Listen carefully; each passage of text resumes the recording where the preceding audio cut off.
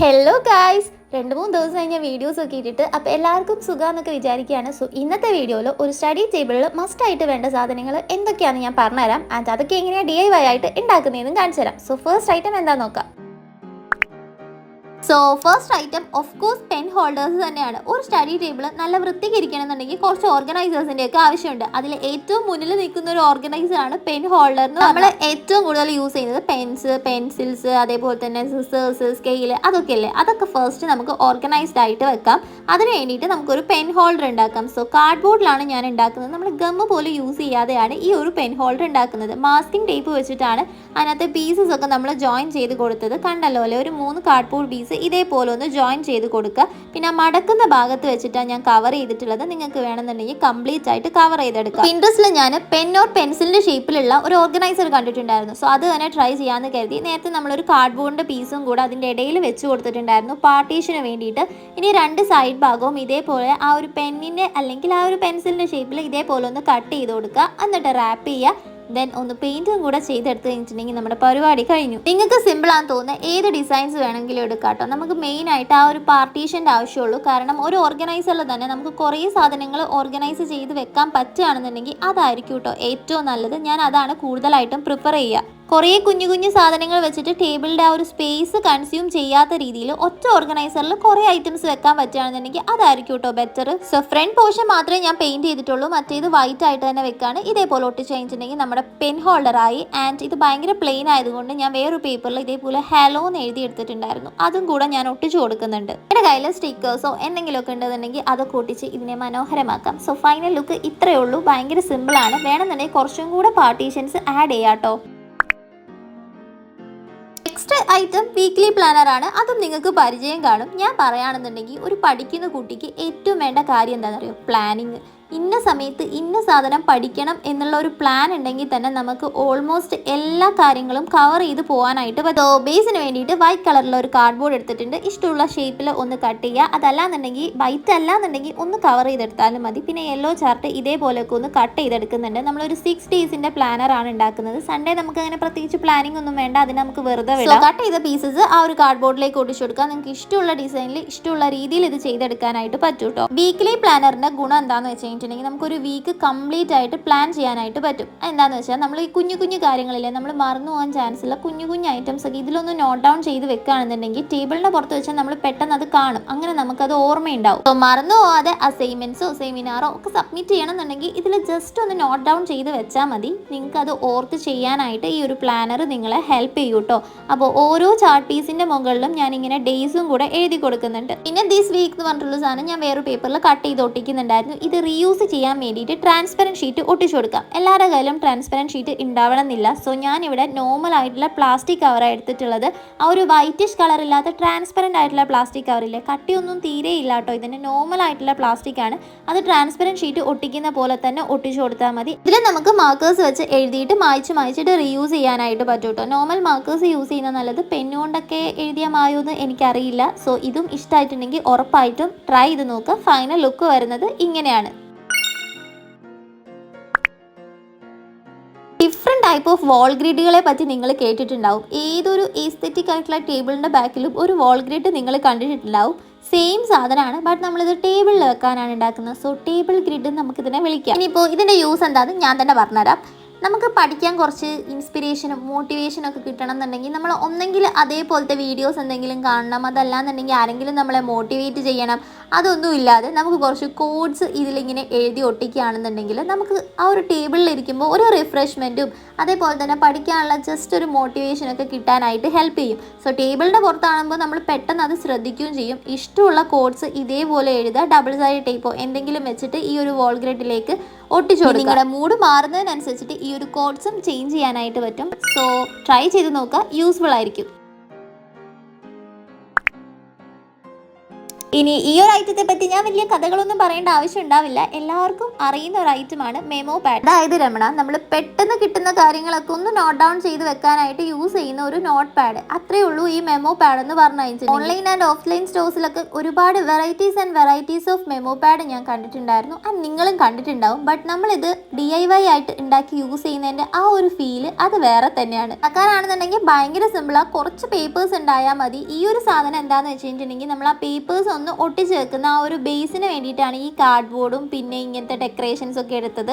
ഇതിൻ്റെ ഒന്നും ഒരാവശ്യവുമില്ല, സിമ്പിളായിട്ട് മെമോ പാഡ് ഉണ്ടാക്കാനായിട്ട് പറ്റും. ടേബിളിൻ്റെ പുറത്തിരിക്കുമ്പോൾ ഇത്തിരി കാണാൻ ഭംഗി ഉണ്ടാവണമല്ലോ, അതിന് വേണ്ടിയിട്ടാണ് ഈ ഡെക്കറേഷൻസ് ഒക്കെ കൊടുക്കുന്നത്. ഇതൊന്നും മസ്റ്റ് ആയിട്ടുള്ള കാര്യമല്ല. നമ്മുടെ മെയിൻ ആയിട്ടുള്ള സാധനം ആ എഴുതാനായിട്ടുള്ള ഒരു പാഡ് തയ്യാറാക്കി വെക്കുക എന്നുള്ളതാണ്. സ്റ്റിക്കേഴ്സ് എല്ലാവർക്കും സ്റ്റിക്കേഴ്സ് ഒട്ടിച്ച് മനോഹരമാക്കാം. സ്റ്റിക്കേഴ്സ് ഇല്ലാത്ത എന്നെ പോലുള്ളവർ കൈകൊണ്ട് വരച്ചിട്ട് ഇതേപോലെ ഒട്ടിച്ച് മനോഹരമാക്കുക. ഞാൻ ആദ്യം ഒട്ടിച്ച സ്റ്റിക്കർ പറിച്ചെടുത്തിട്ടുണ്ടായിരുന്നു, എന്നിട്ട് മെമോ പാഡിന് എഴുതി കൊടുത്തിട്ടുണ്ടായിരുന്നു.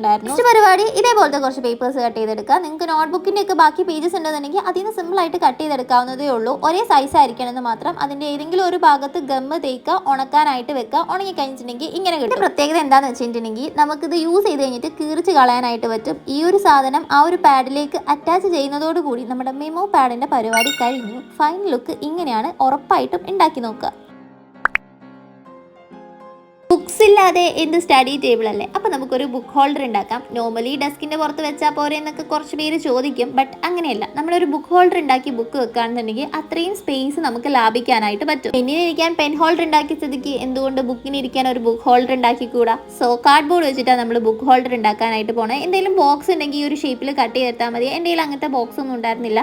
സോ കാർഡ് ബോർഡിൽ ഞാൻ ഇങ്ങനത്തെ കുറച്ച് ഷേപ്പ് കട്ട് ചെയ്തെടുത്തിട്ടുണ്ട്. ഈ കാണുന്ന രീതിയിലൊക്കെ മാസ്കിംഗ് ടേപ്പ് വെച്ചിട്ട് ജസ്റ്റ് ഒന്ന് ഒട്ടിച്ചു കൊടുത്താൽ മതി. ഹോൾഡറിനെ പറ്റി ഞാനിങ്ങനെ മനസ്സിൽ വിചാരിക്കുമ്പോൾ എന്തൊരു കഷ്ടപ്പാടാ, അത് കട്ട് ചെയ്യണം ഇത് കട്ട് ചെയ്യണം എന്നൊക്കെ വിചാരിക്കുകയാണ്. കറക്റ്റ് മെഷർമെന്റിലെ കാർഡ് ബോർഡ് കട്ട് ചെയ്തെടുത്ത് കഴിഞ്ഞിട്ടുണ്ടെങ്കിൽ നമുക്ക് നല്ല പെർഫെക്റ്റ് ആയിട്ടുള്ള ഹോൾഡേഴ്സ് കിട്ടും. കാർഡ് ബോർഡ് വെച്ച് എന്തെങ്കിലും ഒരു ക്രാഫ്റ്റ് ചെയ്യുമ്പോൾ എൻ്റെ ഒരു എക്സ്പീരിയൻസ് എനിക്ക് പറയാനുള്ളത്, കറക്റ്റ് മെഷർമെന്റ് ഫോളോ ചെയ്യുകയാണെന്നുണ്ടെങ്കിൽ നല്ല പെർഫെക്റ്റ് ആയിട്ടുള്ള ഐറ്റംസ് നമുക്ക് കിട്ടും. നോർമലി പണ്ടൊക്കെ ഞാനിങ്ങനെ മെഷർമെന്റ് ഒന്നും എടുക്കില്ല, ഏകദേശ ധാരണയിലാണ് ഒക്കെ ചെയ്യാറുള്ളത്. ആൻഡ് അത്ര ഒരു പെർഫെക്ഷനിൽ എനിക്ക് കിട്ടാറില്ലായിരുന്നു. ബട്ട് ഇപ്പം ഞാൻ നല്ല മെഷർമെന്റ് എടുത്തിട്ടാണ് ചെയ്യാറുള്ളത്. ആൻഡ് പെർഫെക്റ്റ് ആയിട്ട് എനിക്ക് കിട്ടുന്നുണ്ട്. പറഞ്ഞ് ഏതോ വഴിക്കൊക്കെ പോയിട്ടുണ്ട്. ആൻഡ് നമ്മുടെ ബുക്ക് ഹോൾഡർ ഇവിടെ റെഡി ആയിട്ടുണ്ട്. സോ ഫൈനൽ ലുക്ക് ഇങ്ങനെയാണ്. ഇങ്ങനെയല്ല, നമ്മൾ കുറച്ചൊന്ന് റാപ്പ് ചെയ്ത് കുറച്ചും കൂടെ ഒരു ഭംഗി കൂട്ടണം. എന്താണെന്ന് വെച്ചാൽ നമ്മൾ ടേബിളിൽ വെക്കുന്നതല്ലേ, അപ്പോൾ ആ ഒരു ടേബിളിൻ്റെ ആ ഒരു വൈബുമായിട്ട് മാച്ച് ചെയ്യാൻ വേണ്ടിയിട്ട് നമുക്ക് ഇതൊന്ന് റാപ്പ് ചെയ്ത് കുറച്ച് ഡിസൈനൊക്കെ കൊടുത്തെടുക്കാം. ഡിസൈൻ എന്ന് പറയുമ്പോൾ നിങ്ങൾ അങ്ങനെ വലുതായിട്ടൊന്നും വിചാരിക്കരുത്. ഈ കാണുന്ന 3 സ്ട്രൈപ്പ് ഓഫ് പേപ്പർ ഇതേപോലെ ഒന്ന് ഒട്ടിച്ചു കൊടുക്കുക. ഭയങ്കര സിമ്പിൾ ആയിട്ടുള്ള ഡിസൈനാണ്, ബട്ട് കാണാൻ എന്തോ ഒരു ഭംഗിയുള്ള പോലെ തോന്നുന്നില്ലേ? അതേപോലത്തെ 2 ബുക്ക് ഹോൾഡേഴ്സ് ഞാൻ ഉണ്ടാക്കിയിട്ടുണ്ടായിരുന്നു. സോ ഫൈനൽ ലുക്ക് ഇങ്ങനെയാണ്. ഇനിയാണ് ദ മോസ്റ്റ് പവർഫുൾ വൺ, ക്ലാസ്സിലത്തെ ടൈം ടേബിൾ. ഇത് ടേബിളിൻ്റെ പുറത്തല്ലാതെ വേറെ എവിടെയല്ലേ വെക്കുക? സോ നമുക്ക് ടൈം ടേബിളിൻ്റെ ഒരു ടെംപ്ലേറ്റ് ആയിട്ട് ഞാൻ കാണിച്ചു തരാം. ആൻഡ് അതെങ്ങനെയാണ് ഞാൻ ടേബിളിൽ വെച്ചിട്ടുള്ളതെന്നും കാണിച്ചു തരാം. ഇവിടെയില്ലേ നല്ല മഴയാണ്, അതാണ് ബാക്ക്ഗ്രൗണ്ടിൽ ഇങ്ങനെ ഒരുമാതിരി സൗണ്ട് കേൾക്കുന്നത്. ജസ്റ്റ് അതൊന്ന് ഇഗ്നോർ ചെയ്തേക്കാം. മഴ കഴിഞ്ഞിട്ട് വീഡിയോ എടുക്കാനും വോയിസ് ഓവറും കൊടുക്കാൻ നിന്ന് കഴിഞ്ഞിട്ടുണ്ടെങ്കിൽ അത് നടക്കുമെന്ന് എനിക്ക് തോന്നുന്നേ ഇല്ല. So just ignore it, okay? അങ്ങനെ ടൈം ടേബിളിൻ്റെ ടെംപ്ലേറ്റ് വരച്ച് കഴിഞ്ഞിട്ടുണ്ടായിരുന്നു. കുറച്ച് ബോക്സസ് പെൻസിൽ കൊണ്ട് വരയ്ക്കുക, അതിൻ്റെ ഉള്ളിൽ പെന്ന് വെച്ചിട്ട് ഇതേപോലെ ഒന്ന് വരയ്ക്കുക. എക്സ്ട്രാ അളവൊക്കെ ഒന്ന് മായ്ച്ച് കളയുന്നുണ്ട്. പിന്നെ ഒരു സ്ട്രോ എടുക്കുന്നുണ്ട്, അതിന്റെ ടോപ്പ് ഭാഗം മാത്രം ഇതേപോലെ ഒന്ന് റോൾ ചെയ്തെടുക്കുക. വീഡിയോയുടെ എൻഡിൽ ഈ ഉണ്ടാക്കിയിട്ടുള്ള ഐറ്റംസ് ഒക്കെ വെച്ചിട്ട് ഒരു കുഞ്ഞ് ഡസ്റ്റ് മേക്ക് ഓവറും കൂടെ ചെയ്ത് കാണിച്ചു തരാം. അപ്പോൾ ഈ ഒരു ടൈം ടേബിൾ ഞാൻ അധികം സ്പേസ് കൺസ്യൂം ചെയ്യാതെ നേരത്തെ ഉണ്ടാക്കിയിട്ടുള്ള ഒരു ബുക്ക് ഹോൾഡേഴ്സ് ഇല്ലേ, അതിന്റെ ഇടയിൽ ഇങ്ങനെ വെച്ച് കൊടുക്കുക ചെയ്തത്. സോ ഫൈനൽ ലുക്ക് ഇങ്ങനെയാണ്. ഇഷ്ടമായിട്ടുണ്ടെങ്കിൽ ട്രൈ ചെയ്ത് നോക്കുക.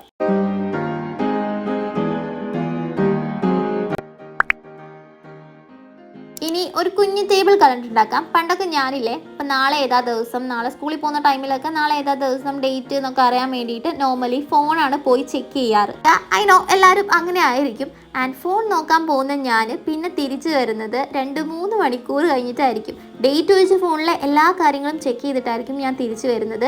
അത്രയും ടൈം നമുക്ക് നഷ്ടമാണ്. എക്സാമിൻ്റെ ടൈമിലൊക്കെ ആണെന്നുണ്ടെങ്കിൽ അങ്ങനെ ഇരുന്ന് പോകും. തിരിച്ച് പഠിക്കണം എന്നുള്ള ചിന്ത വരുന്നത് 3-4 മണിക്കൂർ കഴിഞ്ഞിട്ടൊക്കെ ആയിരിക്കും. സോ അതിനൊക്കെ ഉള്ളൊരു പരിഹാരമായിട്ട് ടേബിളിൻ്റെ പുറത്തൊരു കുഞ്ഞ് കലണ്ടർ ഉണ്ടെന്നുണ്ടെങ്കിൽ അത്രയും ടൈം നമുക്ക് സേവ് ചെയ്യാനായിട്ട് പറ്റും. സോ കലണ്ടർ ഉണ്ടാക്കുന്ന സാധനങ്ങൾ എങ്ങനെയൊക്കെയാണെന്ന് കണ്ടല്ലോ അല്ലേ? ഇനി അതിനൊരു സ്റ്റാൻഡ് ഫിറ്റ് ചെയ്യാൻ വേണ്ടി ഇതേപോലത്തെ 2 ട്രയാങ്കിൾ കട്ട് ചെയ്തെടുക്കുക. ഈ കാണുന്ന രീതിയിൽ ഒന്ന് ഒട്ടിച്ചു കൊടുക്കുക. സോ ഫൈനൽ ലുക്ക് ഇങ്ങനെയൊക്കെയാണ് വരുന്നത്. ഇഷ്ടമായിട്ടുണ്ടെന്നുണ്ടെങ്കിൽ ഉറപ്പായിട്ടും ട്രൈ ചെയ്ത് നോക്കുക.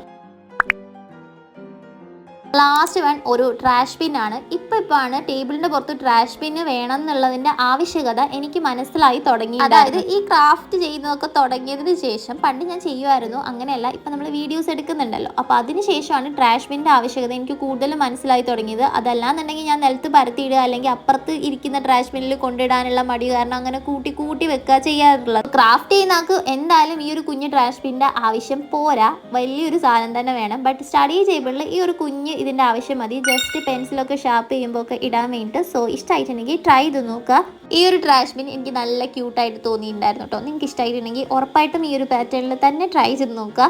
ആൻഡ് ഉണ്ടാക്കിയിട്ടുള്ള സാധനങ്ങളൊക്കെ വെച്ചിട്ട് നമുക്കൊരു കുഞ്ഞ് ഡസ്റ്റ് മേക്ക് ഓവർ ചെയ്യാം. മേക്ക് ഓവർ ഒന്നല്ല, ജസ്റ്റ് ഒന്ന് ഓർഗനൈസ് ചെയ്ത് വെക്കാം. സോ ടേബിളിൻ്റെ സെൻറ്ററിലായിട്ട് ഞാൻ ആ ഒരു ബുക്ക് ഹോൾഡേഴ്സ് വെച്ചിട്ടുണ്ടായിരുന്നു, അതിൻ്റെ ലെഫ്റ്റ് സൈഡിൽ ആ ഒരു ഗ്രിഡും വെച്ചിട്ടുണ്ടായിരുന്നു.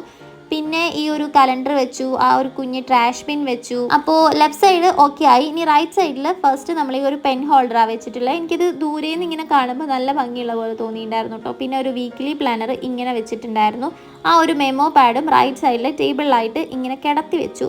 സോ ഇങ്ങനെയൊക്കെയാണ് വരുന്നത്. ഫൈനൽ ലുക്ക് വരുന്നത് ഞാൻ കാണിച്ചു തരാം. ലൈറ്റൊക്കെ ഇട്ടിട്ട് നല്ല രസമുണ്ടായിരുന്നു കേട്ടോ.